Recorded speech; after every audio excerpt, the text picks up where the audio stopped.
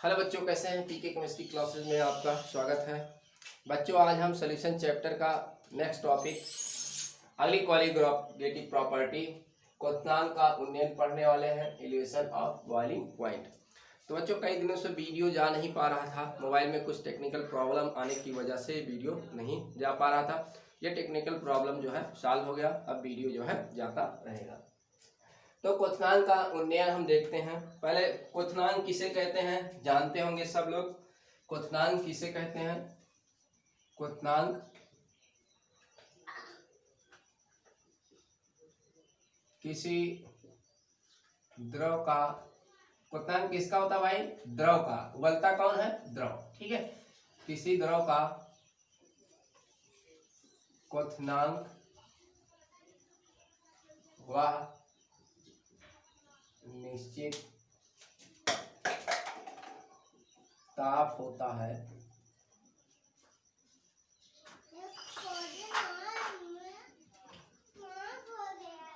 जिस पर उसका वाष्प दाब वायुमंडलीय वाष्प दाब के बराबर हो जाता है, या होता है या हो जाता है। तो किसी तरह का क्वथनांक वह निश्चित ताप होता है जिस पर उसका वाष्प दाब उसके वायुमंडलीय वाष्प दाब के बराबर हो जाता है। बच्चों, जब हम किसी द्रव को गर्म करके उबालते हैं, बॉइलिंग करते हैं, यानी कि बॉयल करके उसको गैस अवस्था में, वाष्प अवस्था में परिवर्तित करते हैं, तो इस क्रिया को हम क्या कहते हैं? क्वथन कहते हैं। नहीं, किसी द्रव को गर्म करके वाष्प अवस्था में परिवर्तित करने की क्रिया क्या कहलाती है? वाष्पन कहलाती है। तो ये जो वाष्प इसकी बनती है, वाष्प गर्म करेंगे तो उसकी वाष्प बनेगी, इस क्रिया को हम क्या कहते हैं? वाष्पन कहते हैं, या कह सकते हैं क्वथन कहते हैं, क्वथन कहते हैं इसको। तो यह जो क्वथन होगा एक निश्चित ताप पर होता है, और जिस निश्चित ताप पर यह क्रिया संपन्न होती है उसे उस द्रव का क्वथनांक कहते हैं, ठीक है। तो किसी द्रव को गर्म करके वाष्प अवस्था में परिवर्तित करने की क्रिया क्या कहलाती है? क्वथन कहलाती है, तथा जिस निश्चित ताप पर यह क्रिया संपन्न होती है उसे उस द्रव का क्या कहते हैं? क्वथनांक कहते हैं। और अलग अलग द्रव का क्वथनांक क्या होता है? अलग अलग होता है, लेकिन क्या होता हो? निश्चित होता है। तो ये आपका एक क्वथनांक की क्या हो गई? परिभाषा हो गई। तो क्वथनांक में हम क्या लेते हैं? कोई मतलब लिक्विड लेते हैं और इसको क्या करते हैं? हीट करके इसमें चेंज करते हैं,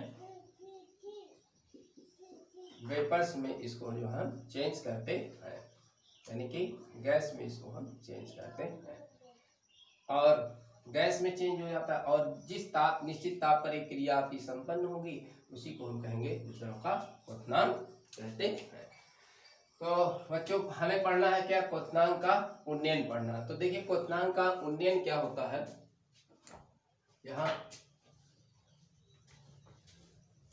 क्वथनांक का उन्नयन किसे कहेंगे हम? मान लीजिए कि बच्चों ये देखिए, हमने लिया है यहाँ पर एक प्योर लिक्विड, प्योर जो है लिक्विड ये लिया है, और ये हम ले लिया है प्योर लिक्विड में वाटर ले लिए हैं। और आप जानते हैं वाटर कितने पर बॉयल होता है? 100 डिग्री सेल्सियस पर। अब बच्चों, इसमें हम क्या कर रहे हैं? एक जो है नॉन वोलाटाइल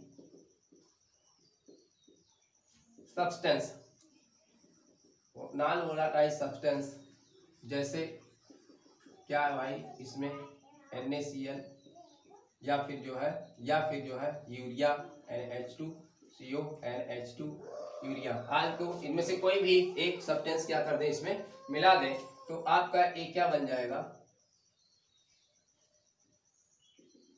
ये क्या बन जाएगा आपका? यहाँ पर सॉल्यूशन बन जाएगा, है ना, क्योंकि इसमें आपके क्या है, दोनों चीजें हैं, इनमें दोनों चीजें हैं, तो ये आपका क्या हुआ, सॉल्यूट हो गया, और प्लस जो है इसमें ये क्या हो गया आपका, सॉल्वेंट इसमें हो गया। तो दोनों मिलकर क्या बनाते हैं, सॉल्यूशन बनाते हैं।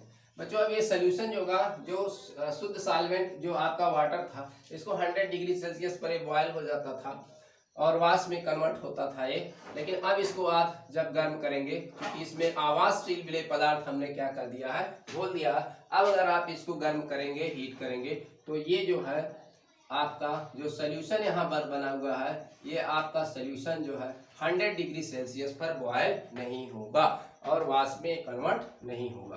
तो यहाँ मान लेते हैं 100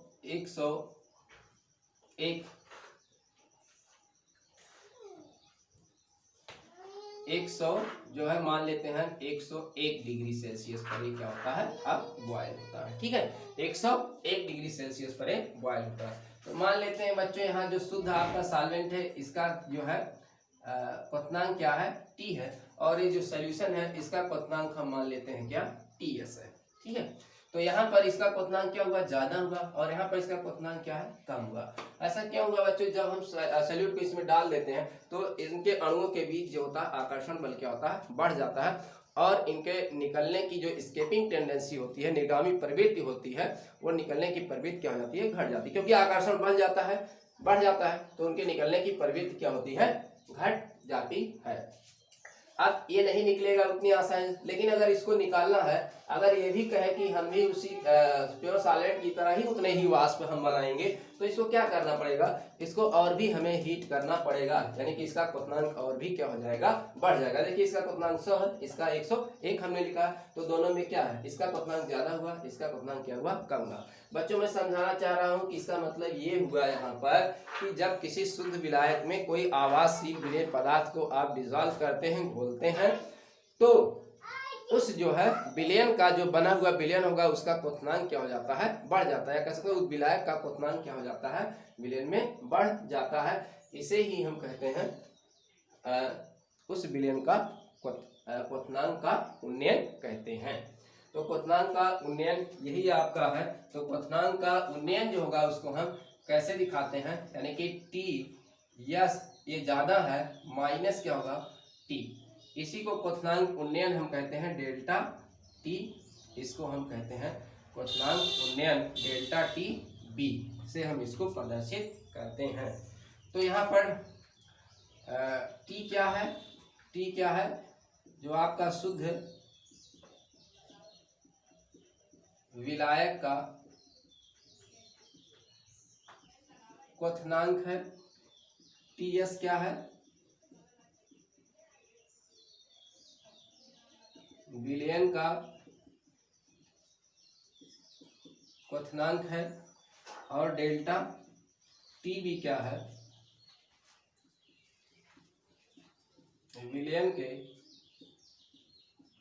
क्वथनांक में वृद्धि, या कह सकते हैं क्वथनांक क्या है, उन्नयन है। ठीक है, ये कह सकते हैं क्वथनांक का उन्नयन है, क्योंकि इतनी क्या हुई, इसमें वृद्धि हुई। कितनी वृद्धि हुई, दोनों के अंतर के बराबर क्या हुई, इसमें वृद्धि हुई।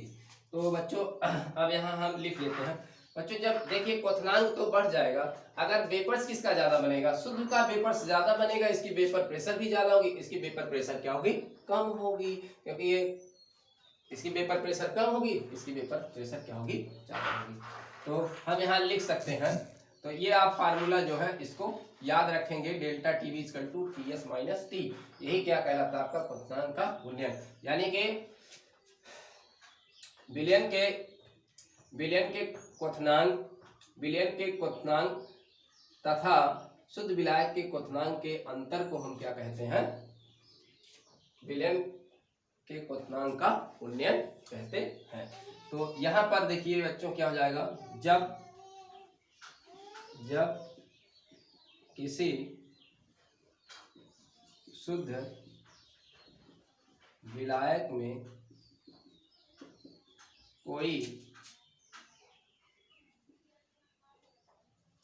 कोई आवासशील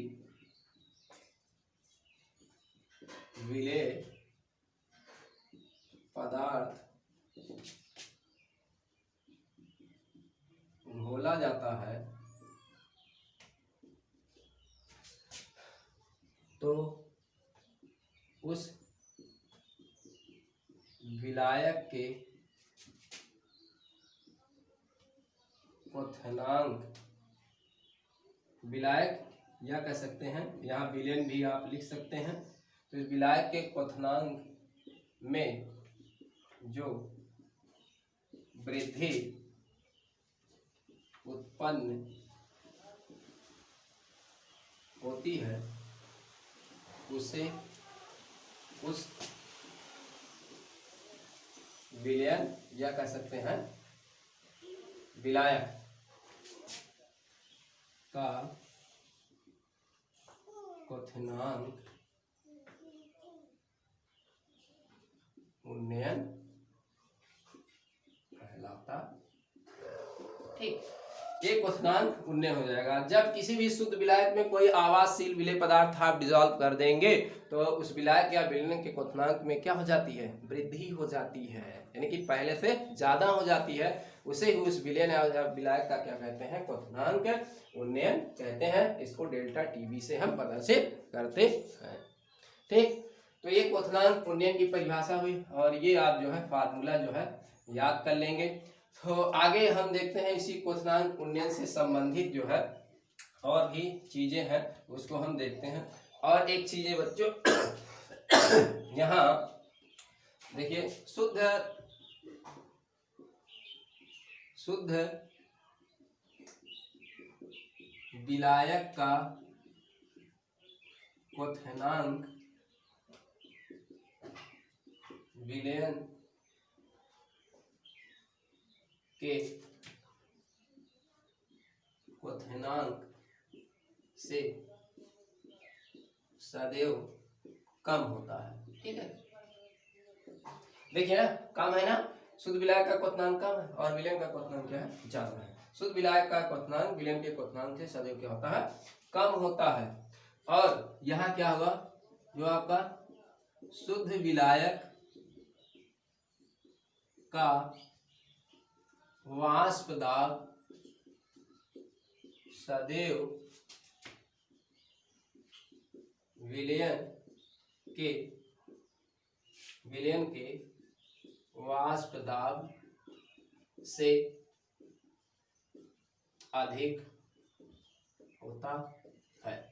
हाँ, जो शुद्ध विलायक का वाष्प दाब जो होगा वो विलयन के वाष्प दाब से सदैव क्या होगा, अधिक होता है। शुद्ध विलायक का वाष्प दाब सदैव विलयन के वाष्प दाब से अधिक होता है, क्योंकि बच्चों यहाँ पर आकर्षण अंगों के बीच में बढ़ जाता है। वहाँ दो चीजें हैं, आकर्षण बढ़ जाता है तो ये इनमें से जो है विलायक के निकलने की प्रवृत्ति क्या हो जाती है, कम हो जाती है, स्केपिंग टेंडेंसी इसकी कम हो जाती है। लेकिन यहाँ ये जल्दी से निकलती है क्योंकि इसमें एक ही मॉलिक्यूल्स हैं। ठीक है, तो यहाँ जल्दी निकल जाती है, यहाँ जल्दी नहीं निकलती है। तो ये चीजें पॉइंट जो है आप इसको याद रखेंगे। अब बच्चों जो एक क्वथनांक का उन्नयन है, इस पर राउल्स ने बताया क्वथनांक का उन्नयन।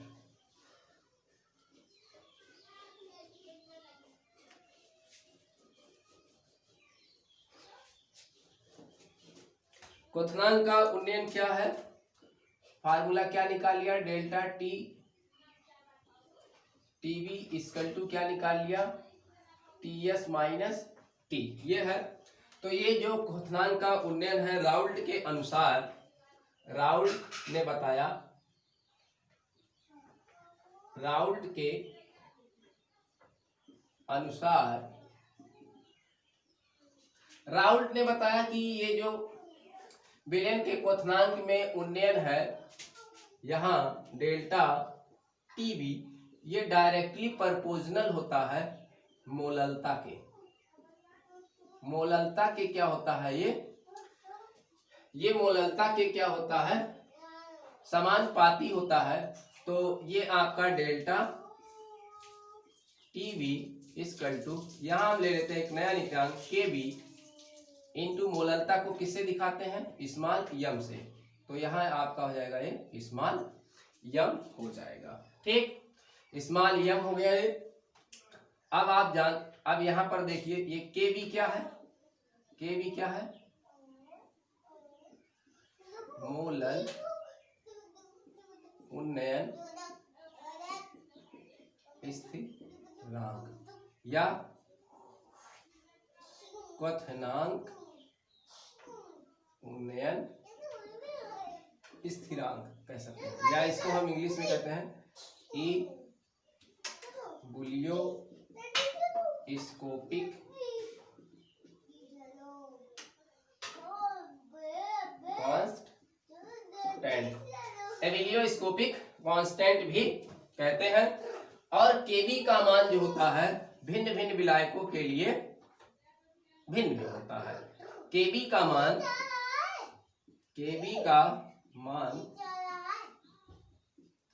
भिन्न भिन्न विलायकों के लिए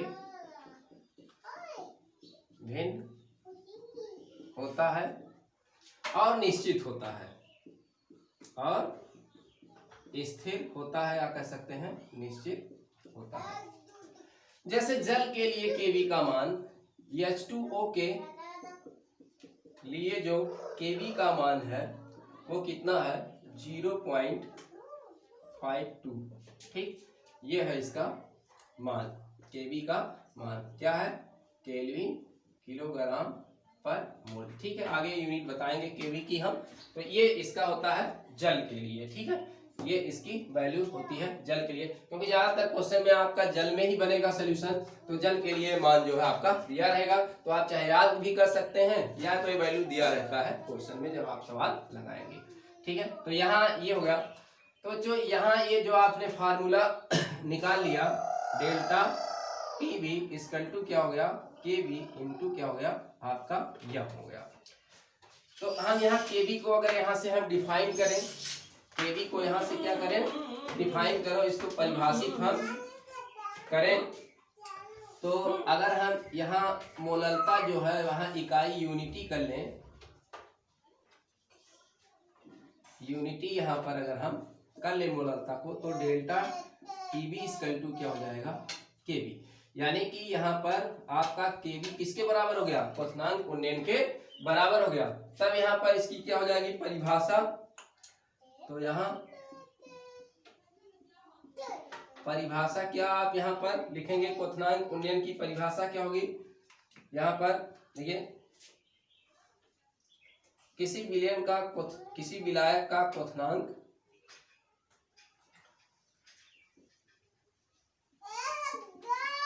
किसी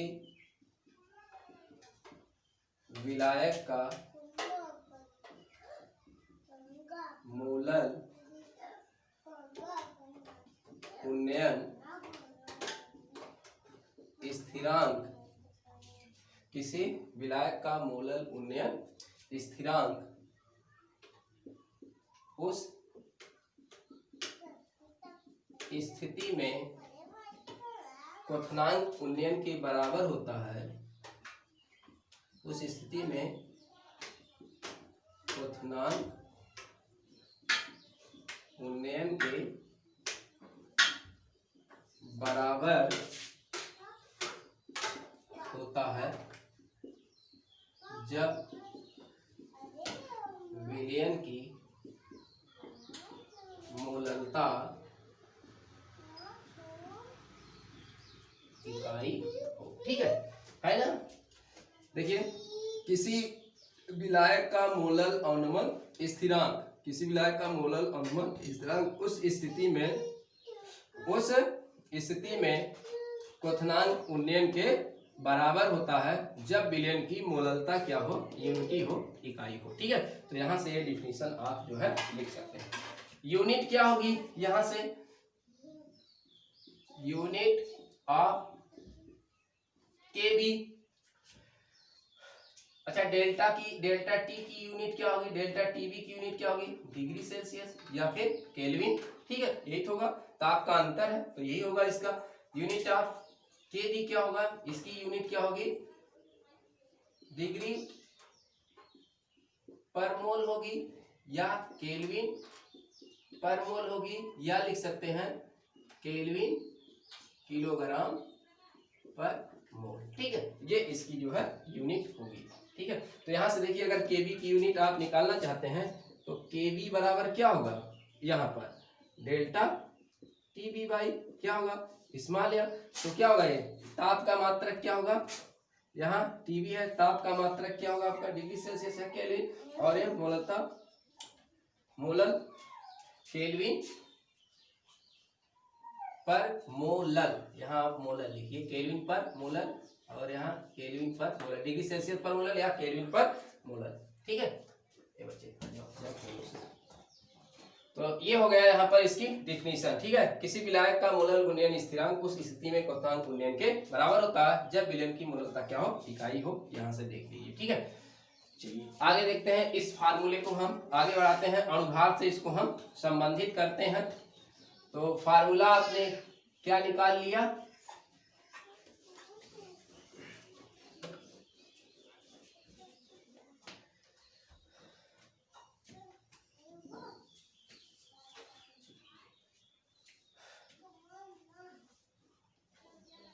तो एक पहले यहाँ हम ग्राफ समझ लेते हैं, एक ग्राफ भी बच्चों। तो ये ग्राफ इसके लिए है, यहाँ पर इधर क्या है टेम्परेचर है, इधर बढ़ रहा है, और इधर क्या है वेपर प्रेशर। बच्चों ये देखिए आपका यहाँ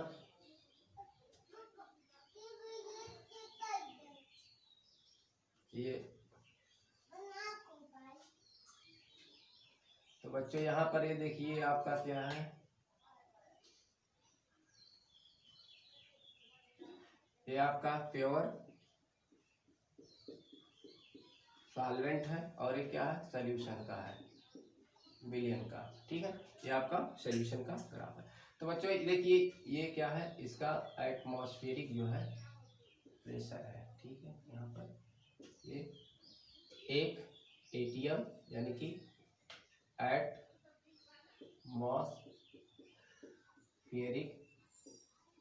प्रेशर, वायुमंडलीय दाब।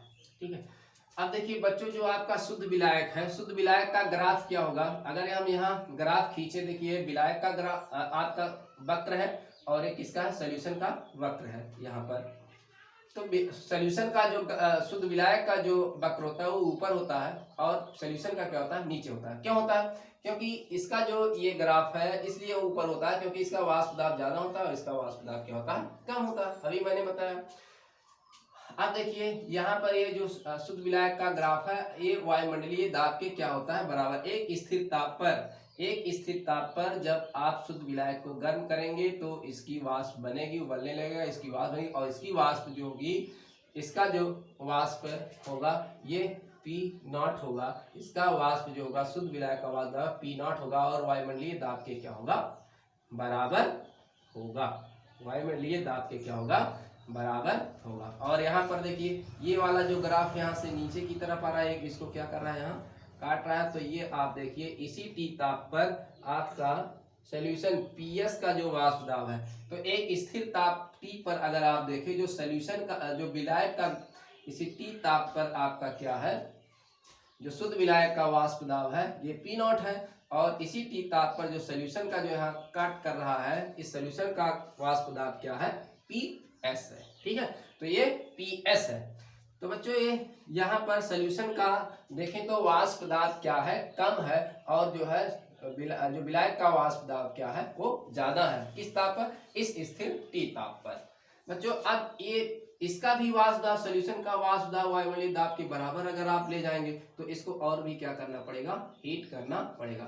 अगर सॉल्यूशन का वाष्प दाब भी वायुमंडलीय वाष्प दाब के हमें बराबर ले जाना है तो यहाँ पर सॉल्यूशन को क्या करना पड़ेगा TS टेम्परेचर देना पड़ेगा, और भी ताप हमें देनी पड़ेगी, तब विलयन का भी वाष्प दाब वायुमंडलीय वाष्प दाब के क्या हो जाएगा बराबर हो जाएगा। बच्चों इसी के अंतर को हम क्या कहते हैं, इसी दोनों के अंतर को हम क्या कहते हैं डेल्टा TB कहते हैं, क्वथनांक उन्नयन कहते हैं। ठीक है, क्वथनांक में उन्नयन कहते हैं, क्वथनांक का उन्नयन कहते हैं, तो दोनों के अंतर को। ठीक है।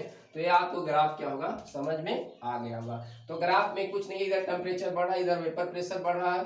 प्योर सॉल्वेंट का ग्राफ ऊपर होगा और सोल्यूशन का ग्राफ क्या होगा नीचे होगा। ये दोनों एक दूसरे के क्या होंगे समानांतर होंगे। हम जानते हैं शुद्ध जो विलायक होता है उसका वाष्प दाब क्या होगा वायुमंडलीय वाष्प दाब के ये बराबर होगा और P नॉट होगा। और इसी ताप पर स्थिर ताप पर अगर सोल्यूशन का हम वक्र देखें तो ये जो आपको काट रहा है इसका वाष्प दाब क्या है यहाँ पर PS ही होगा।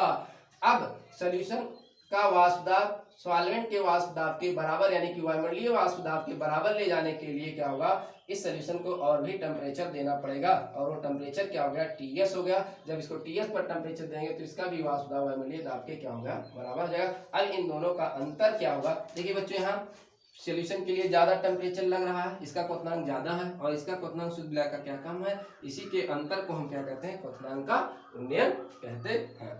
तो बच्चों आपने फार्मूला भी निकाल लिया था, हमने ग्राफ को भी आपको समझा दिया। तो क्वथनांक का उन्नयन आपने जो निकाला था डेल्टा टीवी इक्वल टू क्या था TS माइनस T। तो यही आपका देखिए यहाँ ग्राफ से भी आपका हो रहा है। तो बच्चों आपने फार्मूला निकाल लिया है, क्या फार्मूला आपने निकाल लिया है डेल्टा टीवी इक्वल टू केबी पीछे बता दिया इनटू क्या है मोलरता। अब देखिए बच्चों इसको अणुभार से हमें संबंधित करना है, आगे फार्मूला इसको बढ़ाना है। तो बच्चों मोलरता आपका क्या होता है मोलरता आपका क्या होता है मोलरता क्या होता है ये आपका N बाई क्या होता है कैपिटल W होता है ना। यानी कि किसी पदार्थ के एक मोल को 1000 ग्राम विलायक में या किलोग्राम विलायक में घोलने पर डिजॉल्व, किसी पदार्थ के एक मोल को 1000 ग्राम विलायक में घोला जाता है तो उसको हम क्या कहते हैं उस विलयन की मोलरता कहलाती है। किसी पदार्थ के एक मोल को 1000 ग्राम या 1 किलोग्राम विलायक में घोला जाए तो उसकी क्या कहलाती है मोलरता कहलाती है। तो ये देखिए मोलरता हो गया। अब बच्चों N का मान क्या होता है यहाँ पर N आपका ये N क्या होता है W/M होता है, ठीक ये हो यहाँ पर। चलिए ये चीज अब यहाँ पर हम क्या करते हैं रख लेते हैं। तो डेल्टा टीवी इक्वल टू आपका क्या हो जाएगा KB गुणे N बाई कैपिटल W। इसको और भी उठाते हैं delta TV equal to KB और यहाँ क्या हो जाएगा W/M गुणे कैपिटल W। बच्चों ये किलोग्राम में अगर रहेगा, अगर इसको ग्राम में हम चेंज करें तो क्या होगा, अगर ग्राम में ये रहे, अगर एक ग्राम में रहे तो इसको किलोग्राम में बदलेंगे तो 1000 से भाग करेंगे 1000 ऊपर चला जाएगा आपका delta TV equal to KB into W by क्या 1000 यहाँ पर और हो जाएगा। तो ये आपका हो जाएगा M गुणे कैपिटल W जब ये क्या हो ग्राम में हो। तो इसको हम सीरियल से लिख दें डेल्टा टीवी इक्वल टू क्या हो जाएगा 1000 गुणे क्या होगा KB इंटू क्या होगा कैपिटल स्मॉल W और यहाँ M गुणे कैपिटल W बच्चों ये ग्राम में होगा। तो ये बहुत ही बेहद इंपॉर्टेंट फार्मूला है, इससे जो है विलेय पदार्थ का अणुभार की गणना करने के लिए जो फार्मूला पूछा जाता है। तो अगर यम आपको निकालना होगा तो यम बराबर क्या हो जाएगा अणुभार विलेय पदार्थ का तो क्या होगा 1000 गुणे आपका क्या हो जाएगा KB इंटू क्या हो जाएगा W हो जाएगा और यहाँ आपका क्या हो जाएगा यहाँ आपका क्या हो जाएगा डेल्टा टीवी गुणे और कैपिटल W, ठीक है। तो ये विलायक का, तो किसी पदार्थ के मोलों की युवा संख्या जो 1000 ग्राम विलायक में घुलित होता है उसे उस विलायक की क्या कहते हैं मोलरता कहते हैं। उसी से मोलरता की वैल्यू को हमने यहाँ पर क्या कर दिया है रख दिया। ये किसने बताया था, ये चीज बताया था राउल्ट ने बताया था। तो राउल्ट ने क्या बताया, राउल्ट ने बताया कि जो मोलरता होती है, जो क्वथनांक उन्नयन होता है मोलरता क्या होती है समानुपाती होता है। तो ये आपके लिए फार्मूला मिल गया, ये फार्मूला बहुत ही इंपॉर्टेंट है। अब बच्चों यहाँ से अगर हम KB को डिफाइन करना चाहें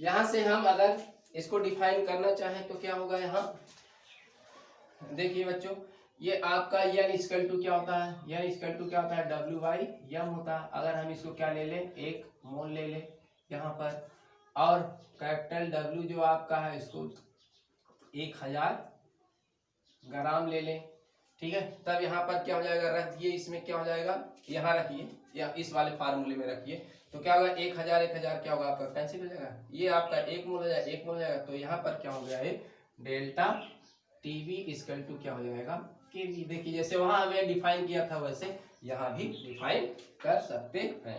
अब बच्चों इस फार्मूले में हमने ये वैल्यू रखा, ये चीजें तो हमें ये मिल गई यहाँ पर, ठीक है। अब हम इसको क्या कहेंगे, इसको केवी को डिफाइन करें यहाँ पर, किसी पदार्थ के 1 मोल को किसी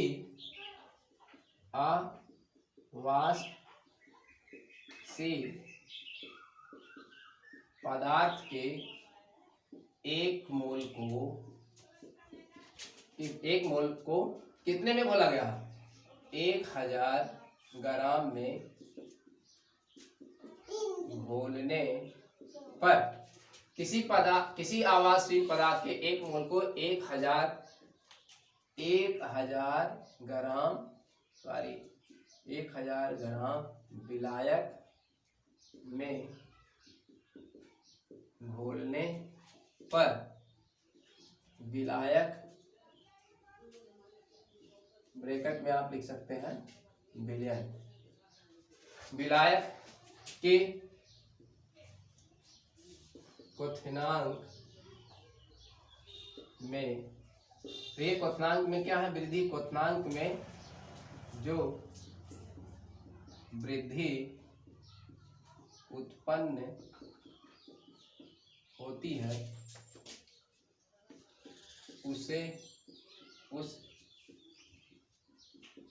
विलायक या ब्रैकेट में कह सकते हैं विलयन का मोलल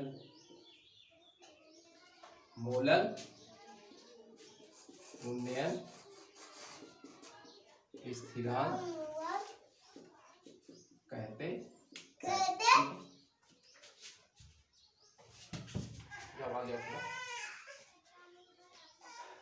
किसी आवासशील पदार्थ के 1 मोल को 1000 ग्राम विलायक में घोलने पर विलायक या विलयन के क्वथनांक में जो वृद्धि उत्पन्न होती है उसे उस विलायक का या विलयन का मोलल उन्नयन स्थिरांक कहते हैं। यहाँ से इसकी ये डिफिनीशन हो गई, ठीक है। अब इसी तरीके से बच्चों क्या होता है कि मोलर उन्नयन पूछ लेता है, मोलर उन्नयन स्थिरांक किसे कहते हैं, कभी कभी मोलर उन्नयन स्थिरांक, मोलर उन्नयन स्थिरांक को हम दिखा लेते हैं के से, दिखा लेते हैं इसको यहाँ के से दिखा लेते हैं मोलर उन्नयन स्थिरांक, या इसी को कहते हैं आणविक उन्नयन स्थिरांक। क्या कहते हैं, आणविक उन्नयन स्थिरांक, ठीक है। बच्चों जो फार्मूला आपने लिखा उसी के 1000, इसमें क्या होता है 1000 ग्राम विलायक के स्थान पर 100 ग्राम विलायक लेते हैं। तो यहाँ क्या हो जाएगा, डेल्टा जो आपका टीबी है इसका टू क्या हो जाएगा, 1000 के स्थान पर 100 ग्राम हो जाएगा, आपका केबी हो जाएगा, और एक क्या हो जाएगा डब्ल्यू, और यहाँ आपका यम हो जाएगा, यहाँ पूरे कैपिटल डब्ल्यू हो जाएगा, ठीक। तो ये हो जाएगा इसके लिए यहाँ सूत्र, ठीक। मोलर उन्नयन स्थिरांक के लिए ये सूत्र हो जाएगा यहाँ पर। अगर यहाँ से भी आपको मोलर उन्नयन स्थिरांक को आपको डिफाइन करना है तो यहाँ भी आप लिख सकते हैं। तो यहाँ जो n इक्वल टू आपका क्या है, W/m होता है, तो इसको आप क्या ले लें, 1 मोल ले लें, और कैपिटल W क्या ले लें, यहाँ पर 100 ग्राम ले लें, तब आपका क्या मिल जाएगा, यहाँ पर रखेंगे वैल्यू क्या हो जाएगा, तो डेल्टा टीवी इक्वल टू क्या हो जाएगा आपका केवी हो जाएगा यहाँ पर। अब यहाँ डिफाइन कर सकते हैं, क्या लिख सकते हैं, आप देखिए ये परिभाषा में आप यहाँ 100 ग्राम के स्थान पर 1000 ग्राम के स्थान पर 100 ग्राम कर लेंगे, ठीक है। तो किसी आवासशील पदार्थ, परिभाषा है आप इसके हिसाब से आप यहाँ फिर परिभाषा आप दूसरा लिखेंगे, मोलर उन्नयन स्थिरांक की परिभाषा इसको आप बना देंगे, किसी आवासशील पदार्थ के 1 मोल को यहाँ क्या कर देंगे 100 ग्राम विलायक में घोलने पर विलायक या विलयन के क्वथनांक में जो वृद्धि उत्पन्न होती है उसे उस विलायक या विलयन का क्या कहते हैं, मोलर नहीं, यहाँ क्या कहेंगे, मोलर उन्नयन स्थिरांक कहते हैं या आणविक उन्नयन स्थिरांक कहते हैं। तो ये परिभाषा यहाँ से आप क्या कर लेंगे, चेंज कर लेंगे। तो बच्चों जो मोलर उन्नयन स्थिरांक होता है, मोलर उन्नयन स्थिरांक, मोलर उन्नयन स्थिरांक, मोलर उन्नयन स्थिरांक का 10 गुना होता है। क्या होता है, 10 गुना होता है, यानी कि KB10 ये 10 गुना होता है। क्यों भैया, वहां पर 1000 था, मोलर उन्नयन स्थिरांक में यहाँ 1000 था और मोलर उन्नयन स्थिरांक में यहाँ क्या है, 100 है। तो जल के लिए अगर यहाँ पर मैंने आपको बताया, जल के लिए जो मोलर उन्नयन स्थिरांक मैंने बताया था, जल के लिए मोलर उन्नयन स्थिरांक क्या बताया था, 0.52 केल्विन किलोग्राम पर मोल। तो यहाँ जल के लिए ही क्या हो जाएगा, मोलर उन्नयन स्थिरांक क्या हो जाएगा, ये हो जाएगा 5.2 केल्विन किलोग्राम पर मोल। ठीक है, ये तो 10 गुना होता है मोलर उन्नयन स्थिरांक। मोलर उन्नयन स्थिरांक का क्या होता है, 10 गुना होता है। तो जल के लिए मोलर उन्नयन स्थिरांक क्या होता है, 0.52 केल्विन किलोग्राम पर मोल, और जल के लिए मोलर उन्नयन स्थिरांक क्या होता है, 5.2 केल्विन किलोग्राम पर मोल होता है। तो बच्चों ये टॉपिक जो है आपका पूरी तरीके से जो है खत्म हो गया है। तो आपको ये वाले फार्मूले जो है आपको, जो 1000 वाला है और जो आपका क्या है 1000 वाला जो फार्मूला है, और जो आपका जो है 100 ग्राम वाला ये फार्मूला यहाँ पर है, ये दोनों को आप याद रखेंगे। तो जो ये वाला फार्मूला आपका बहुत ज़्यादा इंपॉर्टेंट है, इसी पर सवाल पूछे जाते हैं। 1000 गुणे KB इंटू ये, और यहाँ M गुणे कैपिटल W। तो ये फार्मूला बहुत ही इंपॉर्टेंट है, फार्मूला भी पूछा जाता है और इसमें विलेय का अणुभार भी जो है पूछा जाता है, या आपका विलयन का TS भी पूछा जाता है, यह भी पूछा जाता है। तो आपको ये मालूम है, TS अगर पूछा जाता है तो आपको मालूम है यहाँ पर डेल्टा TV इक्वल टू क्या होता है, TS माइनस T। तो ये भी कभी कभी पूछा जाता है, विलयन का क्वथनांक क्या होगा। तो इस फार्मूला आपको याद रहने चाहिए, इसी से जो है न्यूमेरिकल पूछे जाते हैं। तो क्वथनांक का उन्नयन ये टॉपिक पूरी तरीके से मैंने आपको बता दिया, इसमें कुछ भी आपका जो है बचा नहीं है। तो बस ये टॉपिक यहीं पर आपका संपन्न होता है। तो वीडियो को लाइक करें, सब्सक्राइब करें, शेयर करें। धन्यवाद।